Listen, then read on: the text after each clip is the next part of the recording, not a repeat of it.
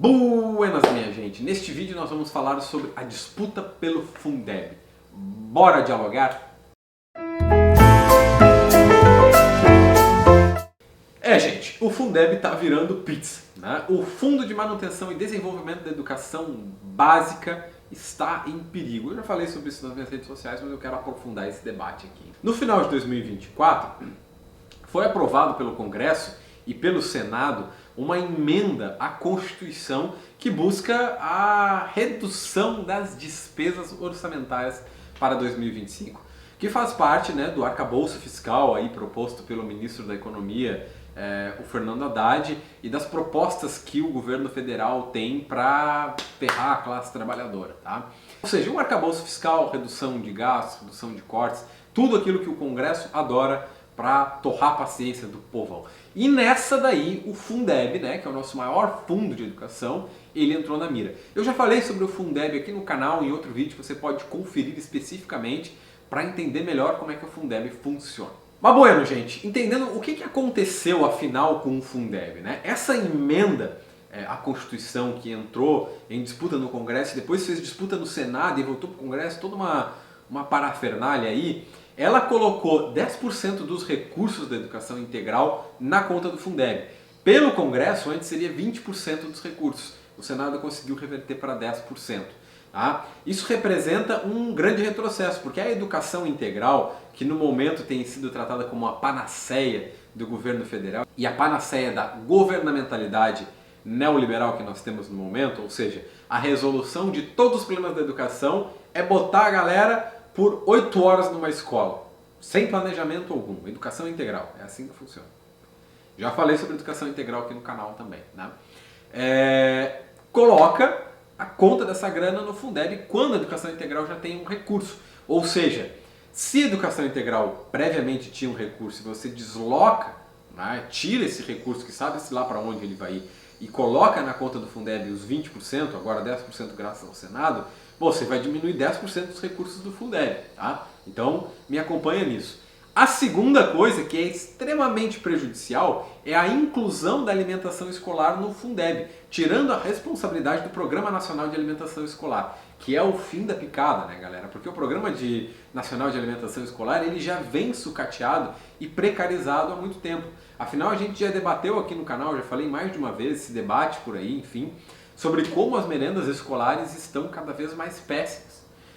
Há 15 anos atrás, por exemplo, você tinha uma merenda escolar de qualidade que focava, né, numa alimentação com salada, com grãos, uma alimentação balanceada, feita inclusive por nutrólogos e nutricionistas do estado. E agora você tem na escola, em alguns lugares, tá? Óbvio que a gente não pode generalizar isso, mas aqui no Rio Grande do Sul, por exemplo, você tem pão com salsicha, você tem arroz e feijão. Claro que tem gente que não tem arroz e feijão. Mas dado o que era, né? Você tem bolacha e iogurte. Às vezes você tem bolacha, tem massa, tá? Então tem cada vez mais produtos industrializados e processados também entrando dentro da escola. E não é por uma questão de, só tem isso para comer, só estão mandando isso. Na verdade é uma questão de recurso, porque o Programa Nacional de Alimentação Escolar teve muitos cortes durante o governo neoliberal do Michel Temer e do Jair Bolsonaro. E não houve reajuste, inclusive agora, né, no programa do Lula 3. Então isso é algo extremamente prejudicial, porque a merenda não está tendo reajuste, tem cada vez menos recurso, a alimentação está cada vez mais cara, e isso chega diretamente na mesa do refeitório como alimentação precária e ultraprocessada. Aí você vai lá e coloca a conta da alimentação no Fundeb, aí é para lascar, né, porque você vai tirar recursos que são importantes do Fundeb para pagar a alimentação escolar. E bueno, gente, como é que isso impacta a realidade, né? Agora acompanhem comigo aquilo que eu falei de novo.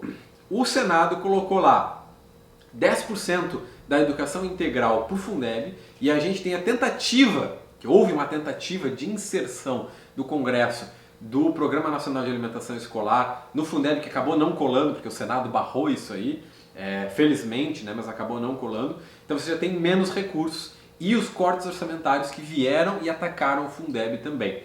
A educação hoje precisa de aproximadamente 49 bilhões de reais para funcionar adequadamente, garantindo merenda de qualidade, garantindo estrutura escolar, salas menos lotadas, professores para todas as disciplinas e direito à educação. Tá?